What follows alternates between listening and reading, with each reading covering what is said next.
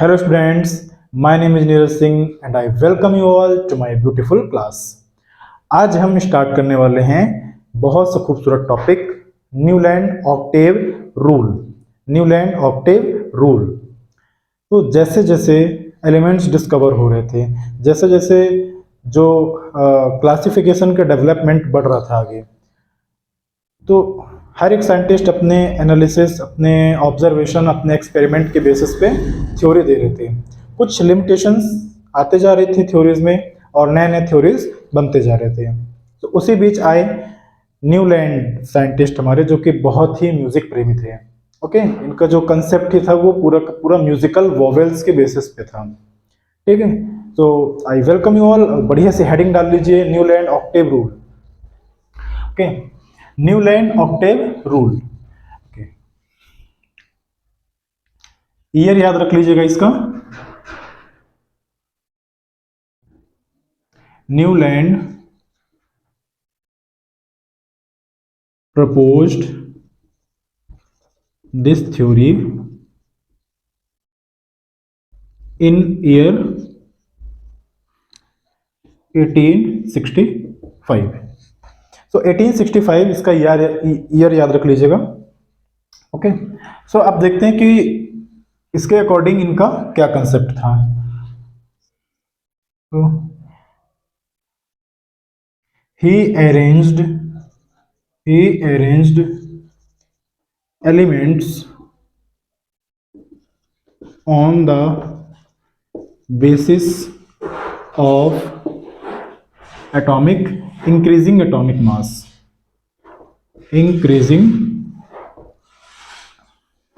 atomic mass,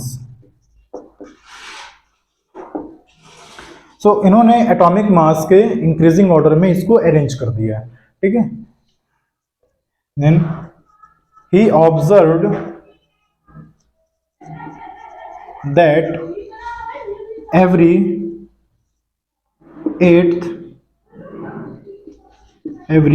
eighth element was similar to first element। Okay, तो जैसे इन्होंने increasing order में अरेंज किया तो इन्होंने देखा कि जो आठवां एलिमेंट है, the next eighth element is similar to first element. जहां से हम गिनती शुरू कर रहे हैं और आठवां एलिमेंट जो भी आएगा तो उस जहां से हमने गिनती स्टार्ट किया है उसके सिमिलर होगा। Similar in chemical properties. So इन्होंने एग्जैक्टली मैंने बताया कि ये म्यूजिक प्रेमी थे। सो जब इन्होंने नोटिस किया इस चीज को कि जो म्यूजिकल वॉवेल्स होता है, यानी कि सारे गामा पाधा निसा, तो जो सारे गामा पाधा निसा होता है, सा रे गा मा पा धा नी सा। Okay, 1 2 3 4 5 6 7 8।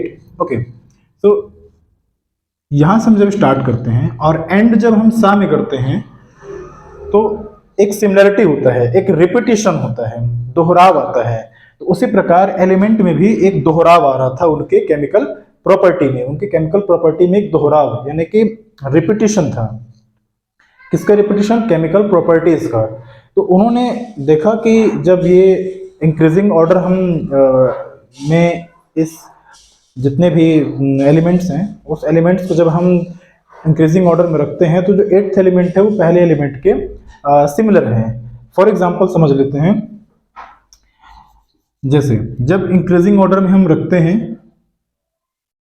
Lithium, beryllium, boron, carbon, nitrogen, oxygen, fluorine.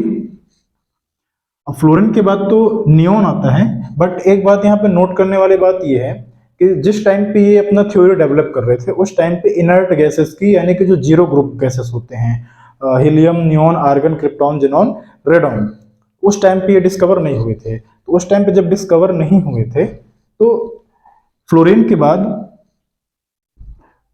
Lithium, beryllium, boron, carbon, nitrogen, oxygen, fluorine. Fluorine के बाद जो था that was that was sodium. Okay, so that was sodium. So note करने वाली बात यह है कि हमने लिथियम से स्टार्ट किया और सोडियम तक गए। आज हम मॉडर्न पीरियोडिक टेबल में देखते हैं कि लिथियम और सोडियम फर्स्ट ग्रुप का मेंबर हैं। ये दोनों फर्स्ट ग्रुप के मेंबर हैं। तो इनमें सिमिलैरिटीज होते हैं। ये दोनों एल्कली मेटल्स होते हैं। These are alkali metals. So lithium and sodium ये हमें मिल गया। तो यहां से जब हम इंक्रीज करेंगे 8 तो इन दोनों में सिमिलैरिटीज हमें देखने को मिलेगा। इन दोनों में हमें सिमिलैरिटीज देखने को मिलेगा। ओके, अब आगे बढ़ते हैं।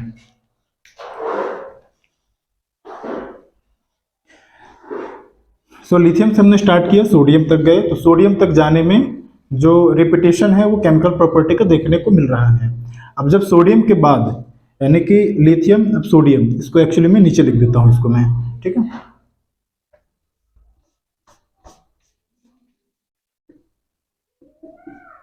सोडियम, बेरिलियम के नीचे मैग्नीशियम आता है, सबको पता है। सोडियम, मैग्नीशियम, बोरोन के नीचे aluminium, silicon, phosphorus, sulphur, chlorine. Okay, 1 2 3 4 5 6 7। अब 8th एलिमेंट इसके बाद जो आएगा वो आएगा पोटेशियम। वो आएगा पोटेशियम, ठीक है। पोटेशियम, पोटेशियम के बाद आता है क्या? कैल्शियम। तो lithium, sodium, potassium.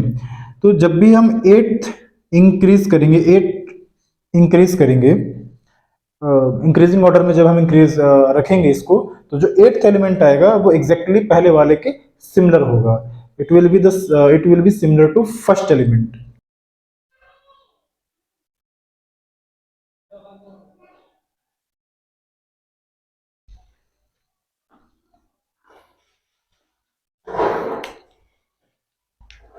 Okay, so इसे नोट कर लीजिए।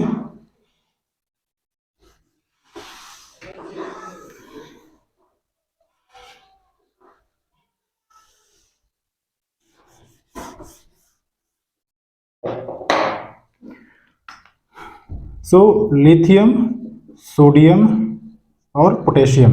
अब अरेंज कर देते हैं एग्जैक्टली वैसे ही।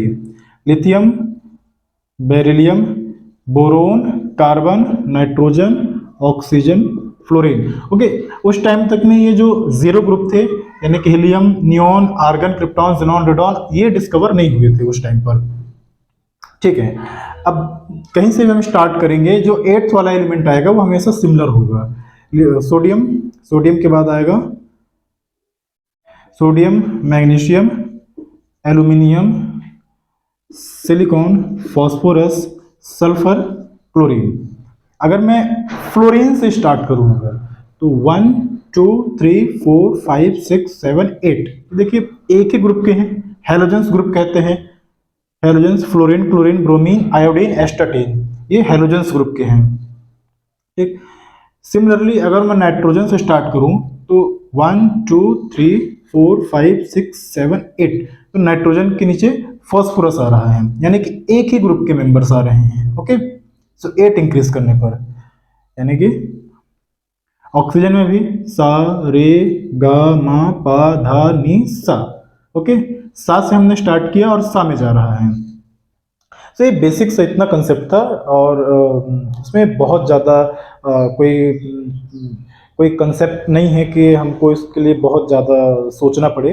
बस इतना सही है, इतना सही आपको याद रखना है इसे। Okay, potassium then calcium, sorry यहाँ पे कैल्शियम आएगा। ओके, अब मैंने इतना ही इसलिए बनाया है क्योंकि ये केवल और केवल कैल्शियम तक के लिए ही एप्लीकेबल है। कैल्शियम 20 होता है इसका एटॉमिक नंबर, लिथियम 3, बेरिलियम 4 5 6 7 8 9 11 12 13 14 15 16 17 19 20। अब अगर मैं यहाँ पे फ्लोरीन 9 10, फ्लोरीन आता है नियोन, क्लोरीन के बाद आएगा आर्गन। ओके, 18। सो अगर मैं इसको कंसिडर नहीं करूं तभी ये केवल और केवल एप्लीकेबल है। तो ड्रॉबैक तो यहीं से आ जाता है कि जो नियोन और आर्गन की डिस्कवरी जब हुआ तो पहला ड्रॉबैक यहीं से आ गया कि जब हम इसको ऐड कर देंगे, जो जीरो ग्रुप है इसको ऐड कर देंगे, तो उसके बाद से ये वायलेट हो जाएगा। ठीक है, यानी कि फिर रिपीटिशन में एट्थ वाला केमिकल प्रॉपर्टी रिपीट नहीं करेगा। ठीक है, यानी कि अगर जो हम यहीं से स्टार्ट करें 1 2 3 4 5 6 7 8, ये 9th नंबर पे आ रहा है। ओके, ये 9th नंबर पे आ रहा है ये। ठीक है, सो ड्रॉबैक्स की बात कर लें इसका। तो पहला ड्रॉबैक था आफ्टर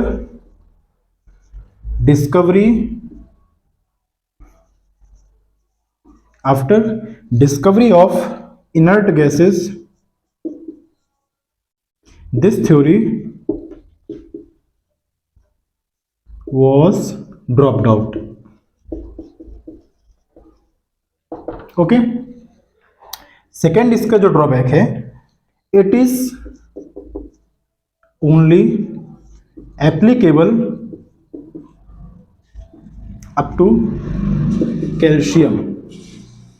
ओके, सो दूसरा ड्रॉबैक है कि केवल कैल्शियम तक ही हम अरेंज कर सकते हैं, और वो भी कब, जब हम इनर्ट गैसेस को कंसिडर ना करें। अगर इनर्ट गैसेस को कंसिडर कर लेंगे तो ये पूरी तरह से ड्रॉप आउट हो जाएगा। So this became a major drawback for the Newland octave rule. अब क्यों कैल्शियम तक ही एप्लीकेबल है? क्योंकि हम जब कैल्शियम तक स्टडी करते हैं तो कैल्शियम तक में केवल 8 ही इंक्रीज हो रहा है। 3 8 11 प्लस 8 19 पोटेशियम आ गया।